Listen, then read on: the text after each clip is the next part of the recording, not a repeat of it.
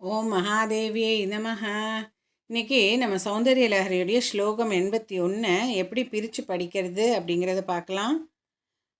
குருத்வம் விஸ்தாரம் க்ஷிதிதரபதி பார்வதி நிஜாத் நிதம்பாதாச்சித்ய त्वयि हरणरूपेण निदधे अतस्ते विस्तीर्णो गुरुरयमशेषां वसुमतीं निदम्बप्राग्भारः स्थगयति लघुत्वं नयति च.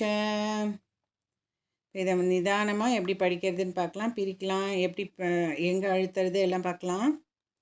குருத்வம் விஸ்தாரம் க்ஷிதிதரபதிஹி க்ஷிதிதரபதிஹி பார்வதி நிஜாத் நிதம்பாதாச்சித்யன்னு வருது இல்லையா, அது வந்து நிதம்பாத் ஆச்சித்ய அப்படின்னு வரும்.